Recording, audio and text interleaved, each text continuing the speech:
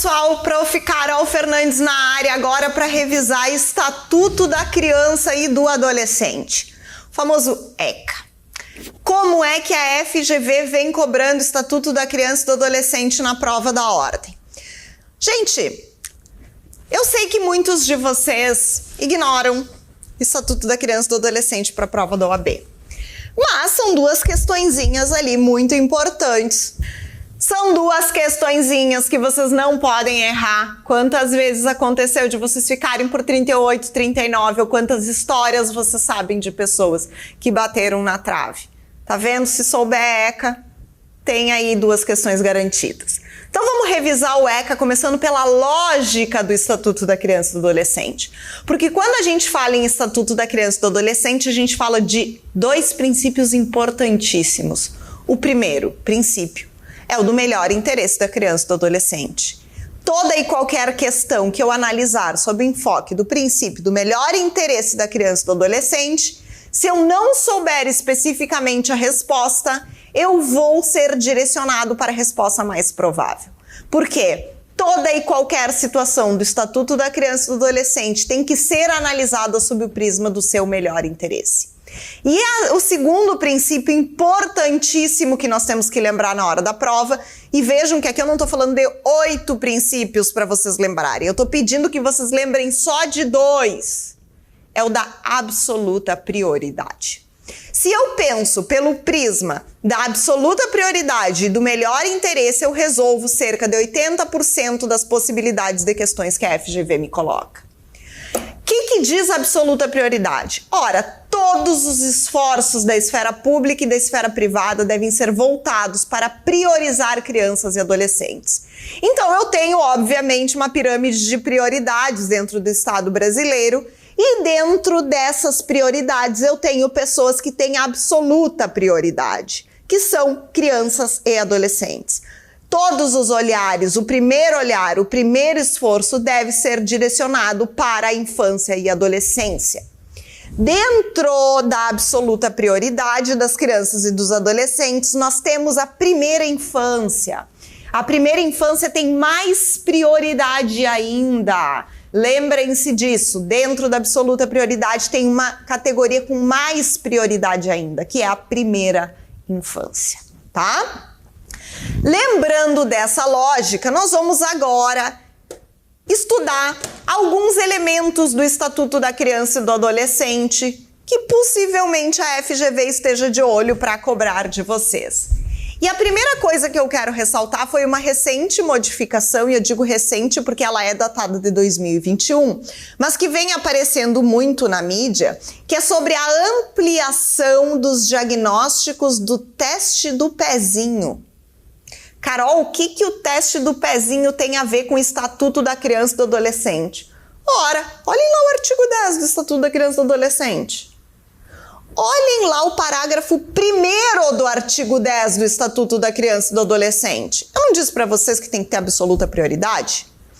A absoluta prioridade envolve a atenção à primeira infância e às gestantes.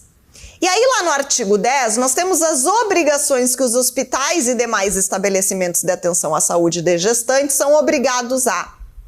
E aí, claro, entre manter registro de atividades desenvolvidas, identificar o recém-nascido, proceder a exames visando o diagnóstico e terapêutica de anormalidades do metabolismo do recém-nascido, como prestar orientação aos pais, fornecer declaração do nascimento, manter alojamento conjunto, possibilitando ao neonato a permanência junto à mãe. Acabou aquela história de levar a criança lá para uma sala e ficar separada da mãe. Acompanhar a prática do processo de amamentação. Quero destacar o parágrafo 1º do artigo 10. E tá aqui o teste do pezinho. Houve uma polêmica muito grande durante alguns anos sobre a não abrangência do teste do pezinho. Para quem já teve filho, vai lembrar com mais facilidade. Mas quando a criança nasce, até 7 dias depois do nascimento, entre 7 e 14 dias depois, se faz o teste do pezinho. O teste do pezinho ele serve para diagnosticar diversas síndromes, doenças metabólicas e assim por diante que a criança possa ter, fazendo um diagnóstico prematuro e dando correto e adequado tratamento a essas crianças. Só que existem dois tipos de teste do pezinho, um mais amplo e um mais restrito, e o SUS oferecia esse mais restrito. Normalmente o mais amplo ele é oferecido ou por planos de saúde com uma boa cobertura ou na rede particular. Que em 2021, pela Lei 14.154 aconteceu? O teste do pezinho amplo foi instituído no SUS. E é por isso que eu estou destacando o parágrafo 1º do artigo 10 para vocês, porque essa modificação é de 2021. Ou seja, tá aí borbulhando.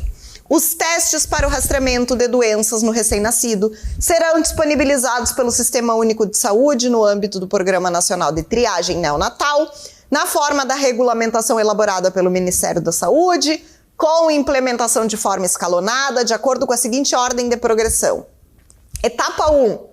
Aí tem lá os exames que devem cobrir no diagnóstico da etapa 1. Etapa 2. Outros distúrbios. E etapa 3, doenças lisossômicas. Etapa 4, imunodeficiências primárias. E etapa 5, atrofia muscular espinhal. O famoso AMI.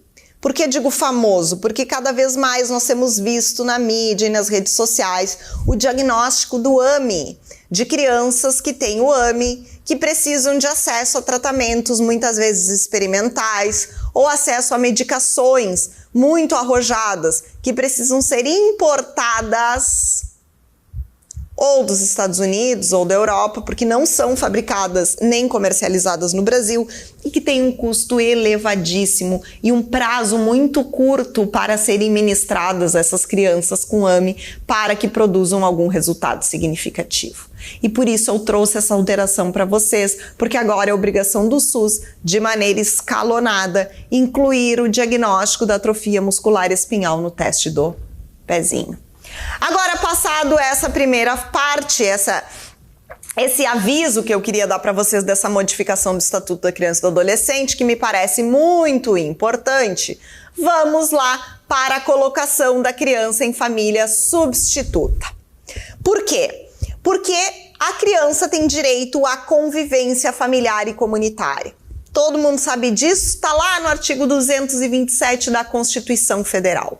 Só que o que isso tem a ver com o Estatuto da Criança e do Adolescente? Ora, na prática, isso significa manter a criança no seio da família natural. Quem é família natural? Pai, mãe e irmãos. A regra é, vamos manter a criança no seio da família natural. Não é possível manter na família natural, a criança vai para a família extensa. Avós, tios, primos. Não sendo possível manter na família extensa, ela vai ser colocada numa família substituta. Essa família substituta pode se dar por meio de guarda, tutela ou adoção. Olha só, guarda, tutela, adoção. Dentre estas três medidas, guarda, tutela e adoção, a mais drástica, porque rompe o vínculo da criança ou do adolescente com a sua família natural, é a adoção.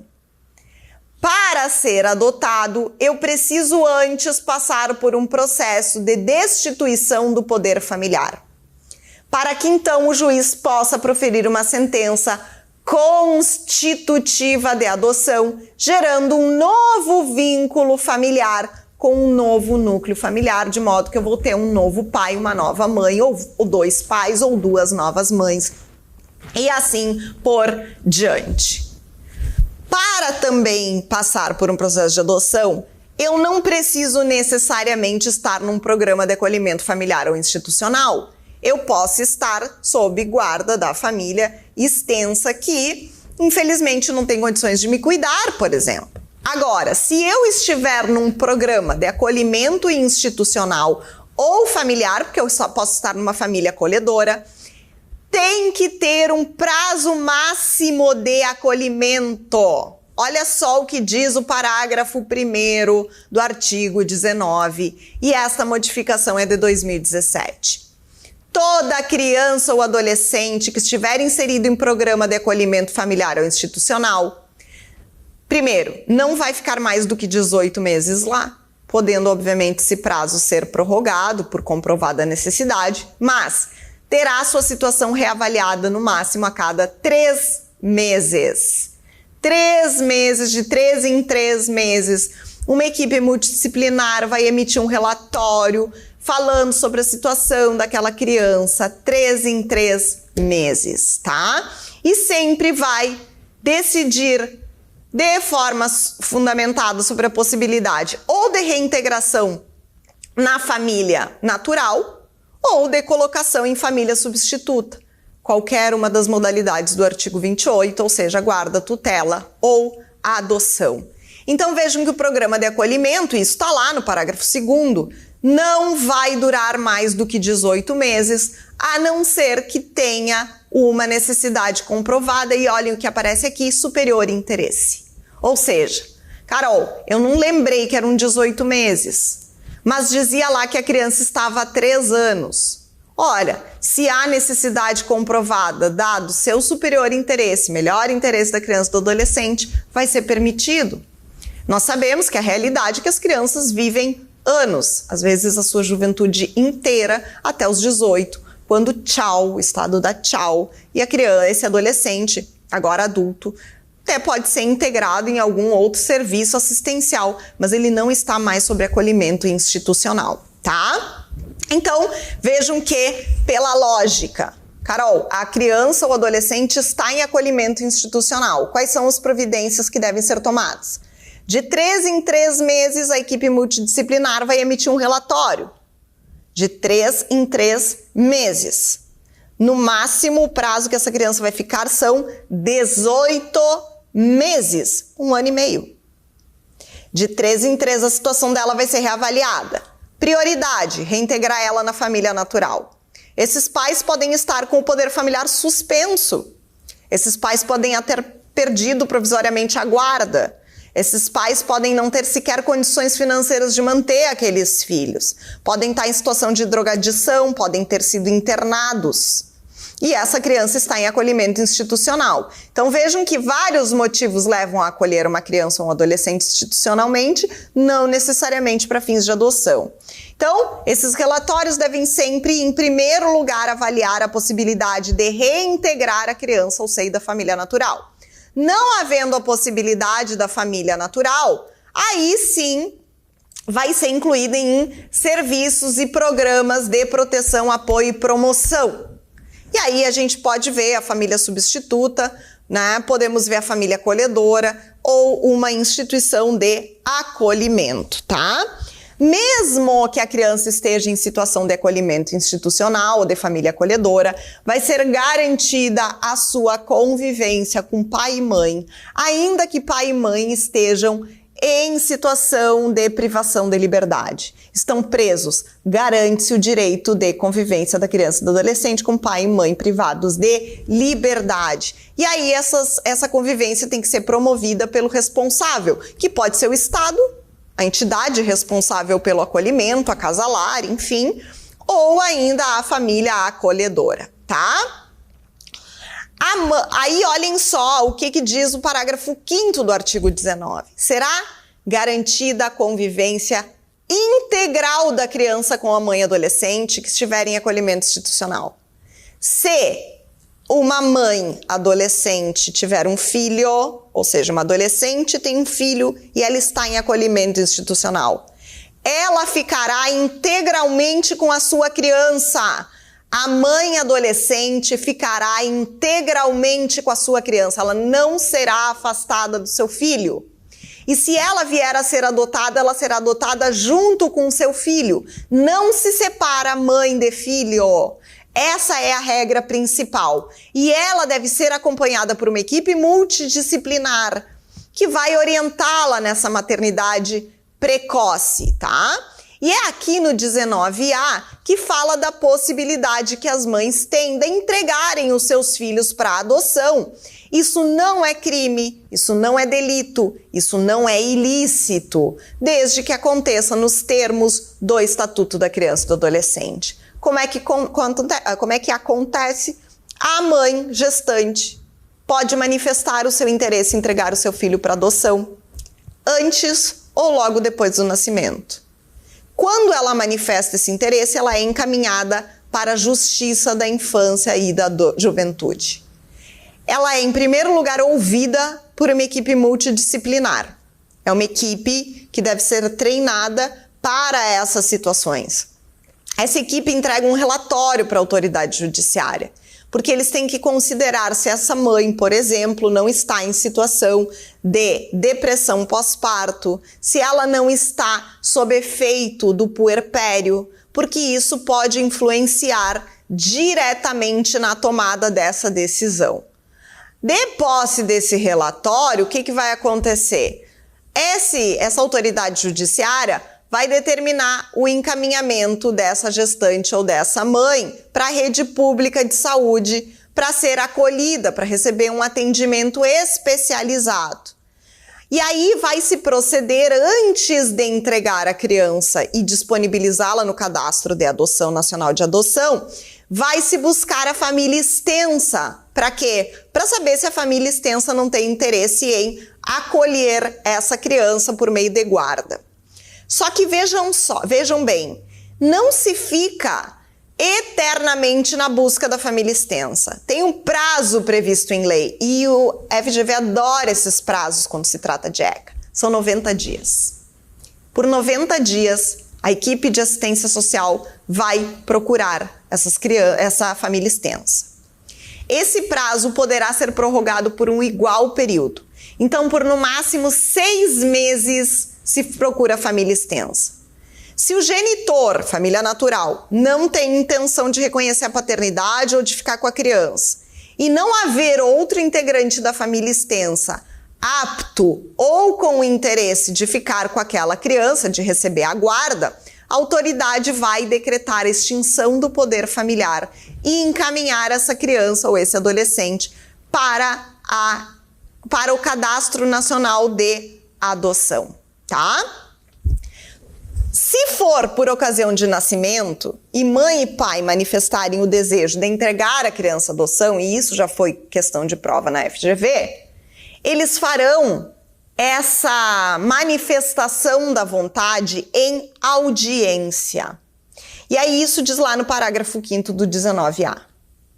Após o nascimento da criança, a vontade da mãe ou de ambos os genitores, se houver pai registral ou pai indicado, deve ser manifestada na audiência que se refere o parágrafo 1º do artigo 166 desta lei, e nós já vamos para lá, garantido o sigilo sobre a entrega.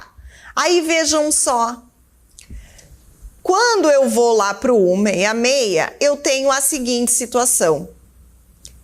Os pais são destituídos do poder familiar, manifestam lá diretamente em cartório ou em petição assinada pelos próprios requerentes a sua intenção em não exercer mais aquele poder familiar e vão, então, manifestar essa vontade perante o juiz, tá? Os pais concordando com a adoção daquela criança, eles têm 10 dias contado da data do protocolo da petição ou da entrega da criança em juízo. Para quê? Para declarar. Quando a gente vai lá para o artigo 166, nós temos o procedimento da ação de adoção. Olhem esse procedimento como que é, então, da destituição, né, da tutela ou mesmo da colocação em família substituta. Vamos lá. Os pais, em caso de falecimento, ou se eles tiverem sido destituídos do poder familiar ou suspensos do poder familiar, e aderirem formalmente, né, expressamente ao pedido de colocação em família substituta dos seus filhos, podem formular diretamente em cartório, por petição própria, com dispensa de advogado, que não querem, não desejam mais exercer o poder familiar daquela criança e que estão concordando com a sua destinação para a adoção. Concordando os pais, o que o juiz tem que fazer? Primeiro, na presença do MP, em audiência, ouvir as partes, que neste momento já devem estar assistidas por advogado ou por defensor público. Então, no primeiro momento, eu me manifesto por documento, o juiz convoca uma audiência e nessa audiência, com a presença do MP e advogado de defensoria pública, ele colhe o consentimento de pai e mãe. Então, ele colhe a concordância dos pais registrais com a adoção. Isso num prazo de até 10 dias, que se conta da data do protocolo da petição ou da entrega da criança em juízo, tá? Feito isso, o juiz vai declarar a extinção do poder familiar. Declarada a extinção do poder familiar, os pais têm direito à retratação. Olha só. Essa retratação a retratação desse consentimento com a adoção pode acontecer no prazo de até 10 dias contado da data da prolação da sentença de extinção do poder familiar. O consentimento é retratável até a data da realização da audiência. Então vejam só, cheguei lá na vara da infância e da juventude, mesmo sem advogado, porque não é obrigatório, e dei uma declaração consentindo que aquela criança, aquele adolescente que é meu filho, fosse encaminhado para adoção. O juiz terá até 10 dias para fazer audiência para colher o consentimento. Até a data da audiência, eu falo em retratação. Eu desisto daquele procedimento, o procedimento não acontece. Então, até a data da audiência, eu me retrato. Aconteceu a audiência. O juiz vai proferir uma sentença de extinção de poder familiar. Dessa sentença de extinção do poder familiar, eles podem exercer o arrependimento. Então, primeiro é retratação, depois é arrependimento. Em que prazo? 10 dias contadas da data da prolação da sentença de extinção do poder familiar. Se a pessoa for assistida pela Defensoria Pública, esse prazo é em dobro. O STJ já decidiu isso. 10 dias quem está assistido por advogado particular, 20 dias, prazo em dobro se estiver assistido pela Defensoria Pública.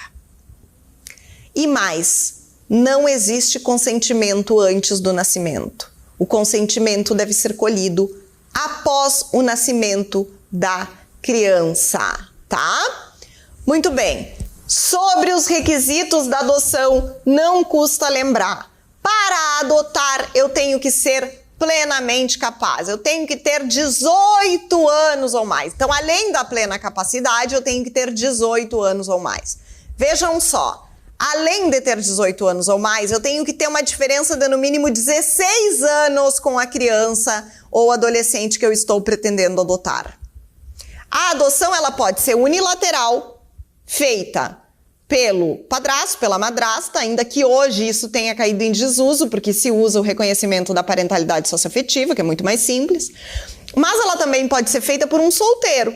Não preciso ser casado nem viver em união estável para adotar. Mas quando eu vivo em casamento ou em união estável, a adoção obrigatoriamente será conjunta. Obrigatoriamente. Eu não posso adotar sozinha se eu sou casada ou vivo em união estável.